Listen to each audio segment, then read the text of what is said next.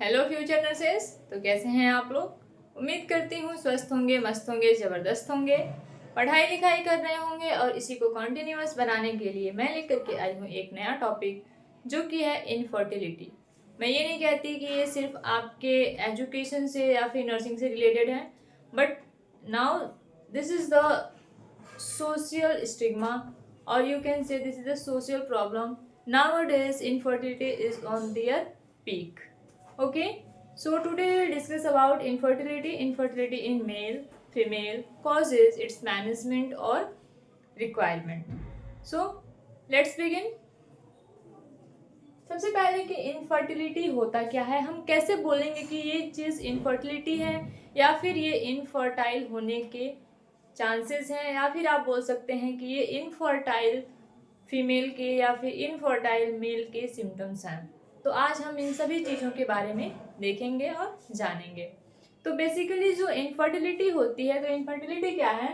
Infertility is the failure to achieve a birth over a 12 months unprotected intercourse। कहने का मतलब ये है कि इनफर्टिलिटी उस केस में हम बोल सकते हैं कि कोई भी कपल्स 1 ईयर या फिर 12 मंथ तक वो इंटरकोर्स कर रहे हैं अनप्रोटेक्टेड सेक्स करने के बाद भी अगर वो फीमेल कंसीव नहीं करती है, this is the case of infertility. But यहाँ पे ये चीज़ अभी भी डिसाइड नहीं हो पाता है, अभी भी ये डायग्नोस नहीं हो पाता है कि ये मेल इनफर्टिलिटी है या फिर फीमेल इनफर्टिलिटी। तो इस चीज़ को आइडेंटिफाई करने के लिए, इस चीज़ को डायग्नोस करने के लिए ऑब्वियसली हमें मेडिकल टेस्ट या फिर लेबोरेटरी टेस्ट की नीड पड़ती है, हमें डॉक्टर की नीड पड़ती है, हमें काउंसलिंग की नीड पड़ती है। तो इस चीज़ से हमारा बस ये पॉइंट एक कवर होता है, ये एक पॉइंट साबित होता है कि ये इनफर्टिलिटी का केस है, because 12 month is the more time to conceive. Okay, तो अगर 12 मंथ अनप्रोटेक्टेड इंटरकोर्स के बाद भी फीमेल कंसीव नहीं करती है, अगर वो फैमिली प्लानिंग करने में सक्षम नहीं है, एबल नहीं है, तो ये केस हमारा आता है अंडर द इनफर्टिलिटी।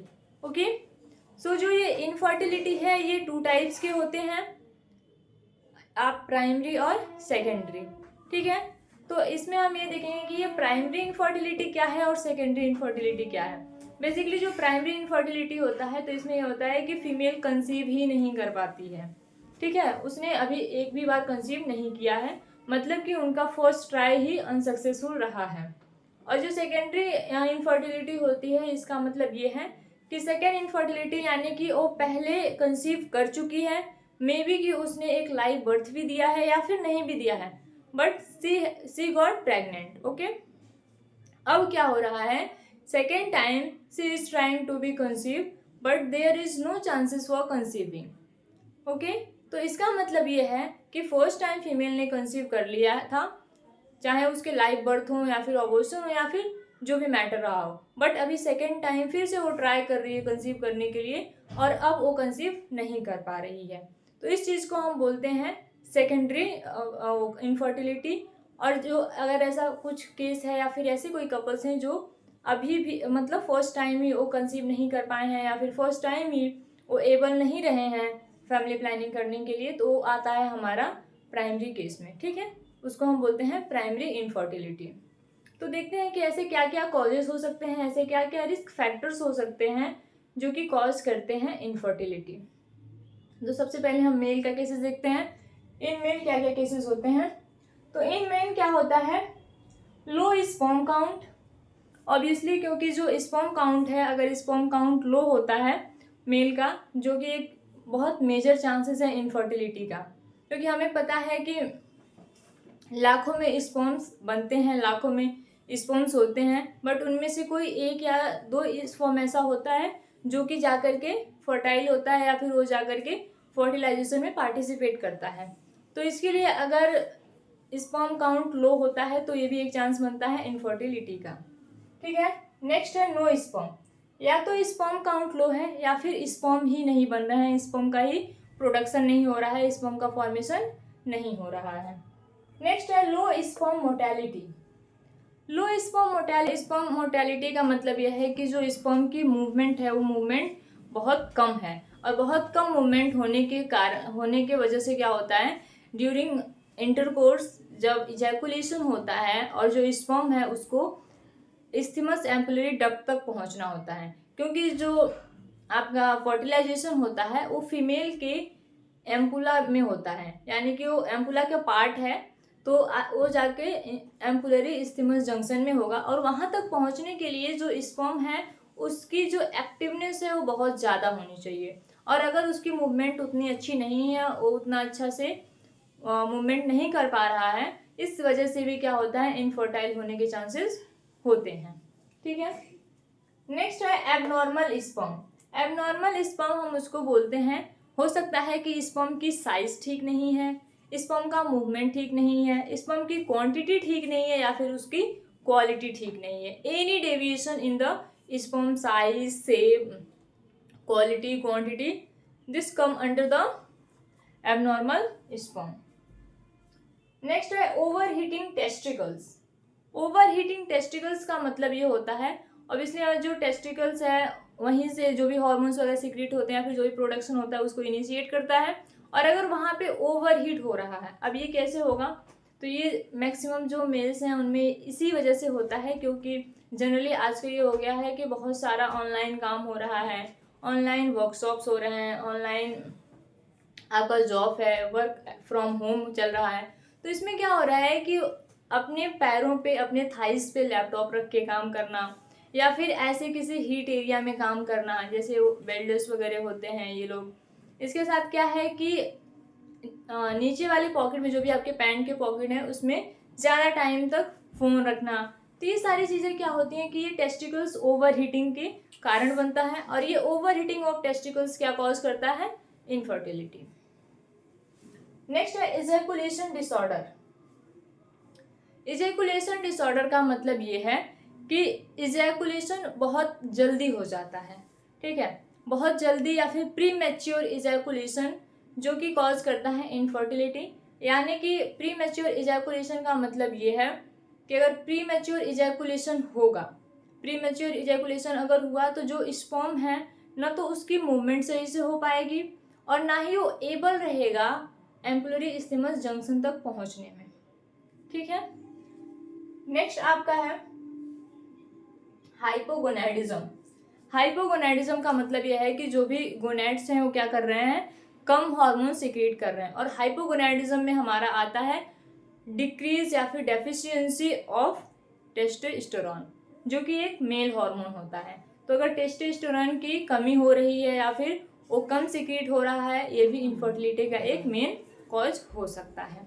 तो अभी हमने देखा कि मेन में जो है क्या क्या कॉज हो सकते हैं।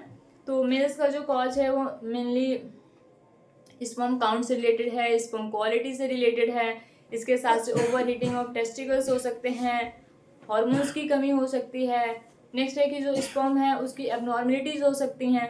तो ये सारे कॉजेज आ सकते हैं इनफर्टिलिटी के। Now we will discuss about female infertility, या फिर क्या क्या उसके कॉजेज हो सकते हैं। तो सबसे पहले जो फीमेल इनफर्टिलिटी के कॉज हैं वो है ओव्यूलेशन डिसऑर्डर। ओव्यूलेशन डिसऑर्डर का मतलब ये है कि ओव्यूलेशन टाइम से नहीं हो रहा है, या फिर ओव्यूलेशन जो है वो इनहिबिट हो चुका है। और हम सबको पता है कि ओव्यूलेशन क्या होता है। ओव्यूलेशन मतलब ये है कि जो भी ओवा रिलीज होता है just before the menstrual period, तो ओवा रिलीज नहीं हो पा रहा है, या फिर अगर ओवा रिलीज हो रहा है तो उसकी क्वालिटी अच्छी नहीं है। नेक्स्ट है पीसीओएस, मतलब पॉलीसिस्टिक ओवरी सिंड्रोम, जो कि आजकल बहुत ज़्यादा कॉमन हो गया है, बहुत कॉमन हो गया है। अगर हम स्टडी देखें या फिर रिसर्च देखें तो हर तीसरी फीमेल क्या है, पीसीओएस की शिकार है। हर तीसरी फीमेल क्या है कि वो इस डिजीज कंडीशन से ग्रसित है। ठीक है, नेक्स्ट हमारा है हाइपरप्रोलैक्टिनीमिया। हाइपरप्रोलैक्टिनीमिया ये क्या है, इन नॉन प्रेग्नेंट फीमेल, मतलब कि जो नॉन प्रेग्नेंट फीमेल हैं उनमें क्या है, प्रोलैक्टिन की मात्रा बहुत ज़्यादा हो जा रहा है। अगर बहुत ज़्यादा प्रोलैक्टिन की मात्रा होगी तो ये कॉज करता है इनफर्टिलिटी, क्योंकि जब प्रोलैक्टिन ज़्यादा मात्रा में सिक्रीट होगा तो क्या करेगा, एस्ट्रोजन और प्रोजेस्टेरॉन को डिक्रीज कर देगा, और एस्ट्रोजन प्रोजेस्टेरॉन अगर डिक्रीज हो जाएंगे तो मेंस्ट्रुअल डिसऑर्डर होने के चांसेस, और मेंस्ट्रुअल डिसऑर्डर होगा तो इसमें ये हो सकता है कि इरेगुलर पीरियड हो सकता है, इसके साथ ही आपका ओव्यूलेशन की प्रॉब्लम हो सकती है, क्वालिटी की प्रॉब्लम हो सकती है, या फिर ऐसा आप बोल सकती हो कि जो भी मेंस्ट्रुअल साइकिल है तो मेंस्ट्रुअल साइकिल इरेगुलर होगा, और मेंस्ट्रुअल साइकिल अगर इरेगुलर होगा तो उसमें कोई क्वालिटी नहीं बचेगी। अगर इरेगुलर हो मतलब कि उसके ओव्यूलेशन पीरियड कभी हो रहा है, प्रोलिफरेटिव फेज कभी आ रहा है, तो इस चीज़ को ये क्या करता है, ये काउंट नहीं कर पाता है। और इसमें दिक्कत ये आती है कि जब भी इंटरकोर्स होता है, चाहे वो अनप्रोटेक्टेड हो या फिर प्रोटेक्टेड हो, तो इसमें दिक्कत आती है क्योंकि वो सही टाइम से कंसीव नहीं कर पाती हैं। नेक्स्ट है पुअर एग क्वालिटी, जो कि हमने डिस्कस किया है, as well as sperm quality जो पुअर हो रहा था, सेम वैसे ही ओवा या फिर एग जो है उसकी भी क्वालिटी अच्छी नहीं होती है। उसकी क्वालिटी अगर अच्छी नहीं है तो उस टाइम पे भी क्या हो रहा है, इनफर्टिलिटी के चांसेस हैं। नेक्स्ट है प्रीवियस स्टेरिलाइजेशन ट्रीटमेंट, या फिर ऐसा हो सकता है कि प्रीवियसली फीमेल ने किसी भी प्रकार का कोई ट्रीटमेंट लिया है जो कि स्टेरिलाइजेशन से रिलेटेड है। हो सकता है कि किसी प्रकार का यूट्राइन मास हो, या फिर किसी भी प्रकार का यूट्राइन टिश्यूज वगैरह हो, तो ये सारे ट्रीटमेंट जब होता है तो उसमें चांसेस बनते हैं कि वो सॉरी तो ये सारे चांसेस बनते हैं कि वो इनफर्टाइल हो सकती है। नेक्स्ट है कि कुछ ऐसे मेडिकेशंस हैं जिनके कॉम्प्लिकेशन में या फिर इसके टॉक्सिसिटी क्या कॉज करता है, इनफर्टिलिटी। तो ये मेडिसिन का जो कॉज करता है इनफर्टिलिटी, ये किसी में भी कर सकता है, फीमेल में एज वेल एज मेल में। तो है NSAID जो कि है non steroid anti inflammatory drugs. तो ये सारी मेडिकेशंस हैं जो कि आजकल कोई भी दिक्कत हो रहा है बिना किसी प्रिस्क्रिप्शन का, ओवर काउंटर मेडिकेशन हर कोई ले रहा है। ओवर काउंटर मेडिकेशन तो फिर भी ठीक है, आजकल तो लोग गूगल करके मेडिकेशंस ले रहे हैं बिना इस बात को सोचे हुए कि हमारे बॉडी पे क्या इफेक्ट पड़ेगा उसका। तो इन सारी चीज़ों का ध्यान रखना है। और इस मेडिसिन में हमारा कौन सा सबसे पहले आ रहा है, एस्पिरिन और आइबुप्रोफेन। ये तो जैसे ऐसे चल रहा है जैसे कैंडी बट रहा हो सबको, थोड़ा भी कोई दिक्कत हुआ खा लो, ठीक है, जिसको कि अवॉइड करना है। नेक्स्ट है कीमोथेरेपी, रेडियोथेरेपी और इलीगल ड्रग्स। कीमोथेरेपी और रेडियोथेरेपी में तो ये तो मेनली चांसेस हैं ही, इसमें 99% ऐसा चांस होता है कि इनफर्टिलिटी होने के चांस हो ही जाते हैं। बाकी ये जो इलीगल ड्रग्स हैं, इलीगल ड्रग्स में वही आपका आता है सारा कुछ सब्सटेंस एब्यूज, जो कि कोकाइन वगैरह हैं, हेरोइन है, तो ये सारी चीज़ें आपके आते हैं इलीगल ड्रग्स में। तो इन सारी चीज़ों को अवॉइड करना है। तो अभी तक हमने देखा है कि मेल का कॉज और फीमेल का कॉज जो कि क्या इनिशिएट करते हैं, इनफर्टिलिटी। अब हम देखेंगे ट्रीटमेंट क्या है। तो ट्रीटमेंट जैसे कि अब कॉजेज अलग अलग है तो ट्रीटमेंट भी अलग अलग ही होगा मेल और फीमेल दोनों का, ठीक है। तो देखते हैं कि मेल में जो ट्रीटमेंट है वो हम क्या ट्रीटमेंट कर सकते हैं। तो है behaviour approaches for pre mature ejaculation. Pre mature ejaculation के लिए हम कोई मेडिकेशंस नहीं दे सकते, कोई सर्जरी नहीं करा सकते, ये हमारा बिहेवियरल अप्रोच ही है। क्योंकि देखो जनरली जो प्री मैच्योर इजैकुलेशन होता है वो या तो नर्वसनेस की वजह से होता है, या फिर कॉन्फिडेंस की वजह से होता है, या फिर ऐसा बोल सकते हो कि वो पहले से मतलब जो मेल है उसमें कुछ वीकनेस वगैरह की वजह से होता है। ये किसी मेडिसिनल या फिर किसी भी ऑर्गन डिफेक्ट की वजह से नहीं होता है। तो कभी भी जो प्री मैच्योर इजैकुलेशन होता है वो हम बिहेवियर के थ्रू, या फिर आप बोल सकते हो कि साइकोलॉजिकल सपोर्ट, काउंसलिंग, ये सारी चीज़ों से हम उसको सही कर सकते हैं। तो जो भी मेन है अगर जिनको ये सारे साइन सिम्टम्स आते हैं या फिर ये सारी दिक्कत हैं जो कि प्री मैच्योर इजैकुलेशन से रिलेटेड हैं, तो उसमें काउंसलिंग और बिहेवियरल थेरेपी मस्ट है।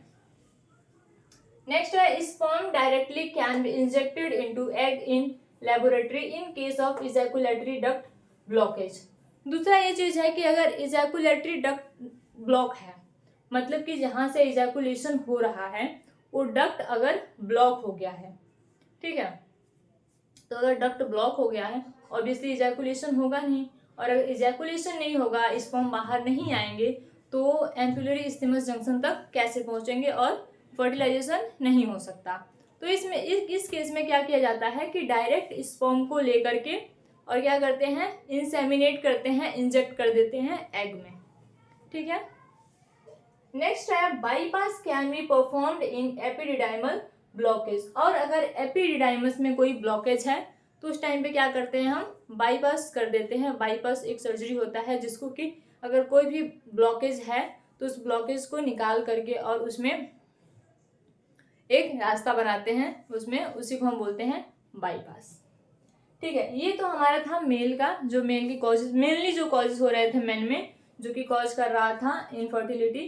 तो ये जो मेन चीज़ें हैं इसको हम कैसे ट्रीट करेंगे हमने देख लिया। अब हम देखते हैं कि जो फीमेल में प्रॉब्लम है उसको कैसे करेक्ट कर रहे हैं। तो जो फीमेल में है, तो फीमेल में जो प्रॉब्लम है सबसे पहले ये आता है कि ओव्यूलेशन से रिलेटेड। क्योंकि देखो, अगर ओव्यूलेशन होता है तो फीमेल में ये चीज़ें बहुत कम आती हैं कि उसकी एग क्वालिटी अच्छी नहीं है। क्योंकि अगर ओव्यूलेशन हो रहा है तो अगर ओव्यूलेशन हो रहा है तो चांसेस हैं कि वो प्रेग्नेंट हो सकती है, वो कंसीव कर सकती है। क्योंकि ये जो स्पर्म काउंट लो होने का और स्पर्म काउंट की क्वालिटी लो होने का, ओवा की क्वालिटी लो होने का, तो ओवा की क्वालिटी लो वाला चांसेस बहुत कम आता है, 5 to 10%। ठीक है, तो इसके लिए इसमें ओव्यूलेशन डिसऑर्डर है। क्योंकि अगर ओव्यूलेशन ही नहीं हो रहा है, उस चीज़ को हम कैसे ट्रीट करेंगे। तो इसमें है, इसमें हम मेडिकेशन ही दे सकते हैं, इसमें और कोई थेरेपी काम नहीं आएगा।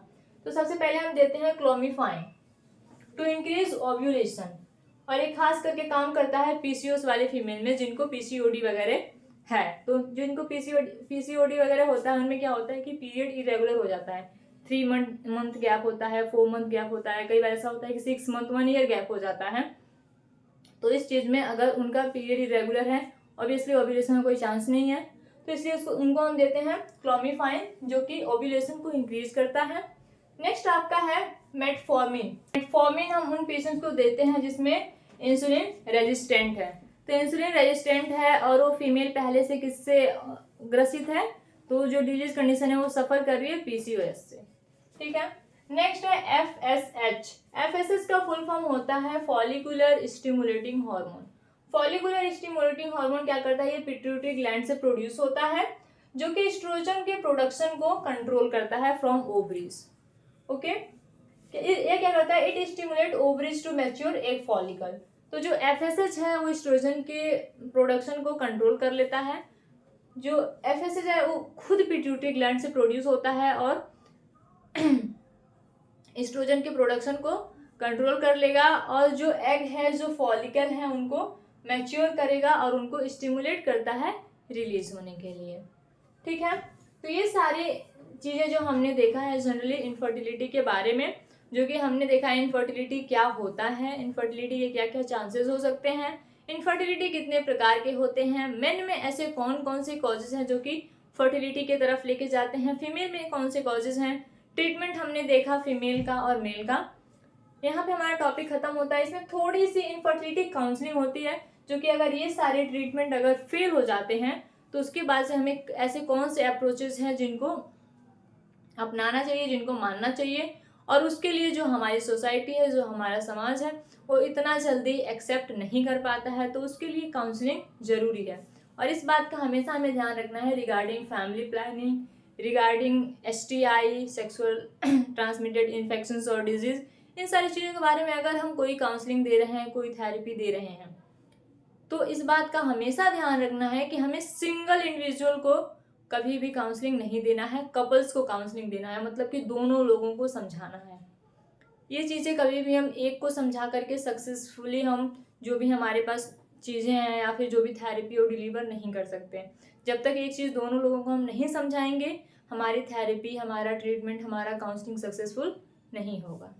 ओके, तो काउंसलिंग में हम क्या सजेस्ट करते हैं, IVF, कि अगर ट्रीटमेंट सक्सेसफुल नहीं रहा, बाकी सारे जो बिहेवियरल थेरेपी हैं, मेडिकेशंस हैं, तो हम अब उनको इस चीज़ के लिए काउंसिल करते हैं, सजेस्ट करते हैं, they can go for IVF।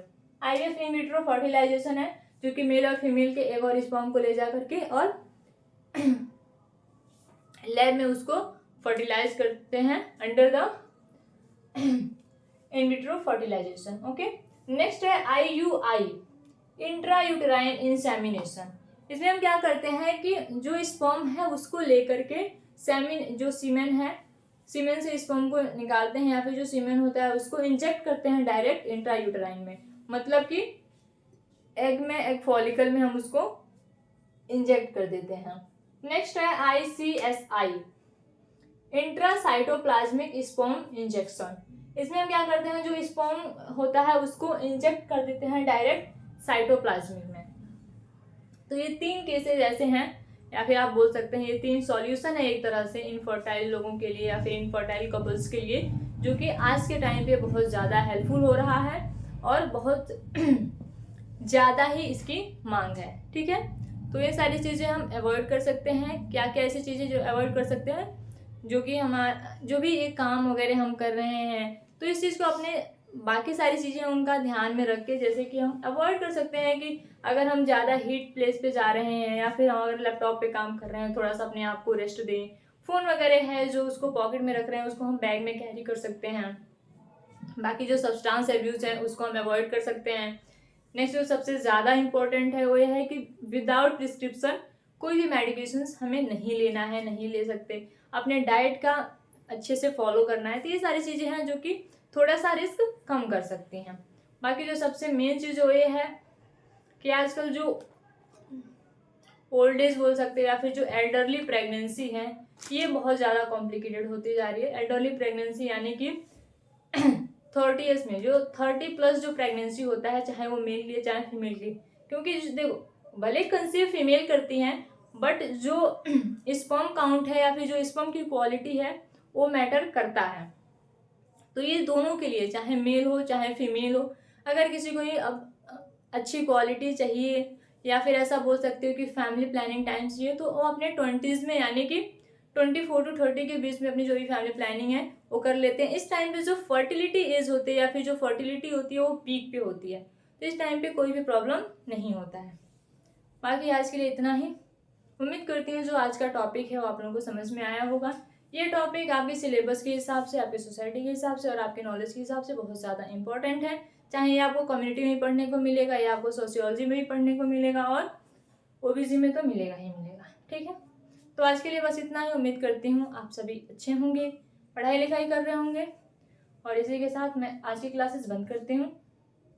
All the very best, thank you.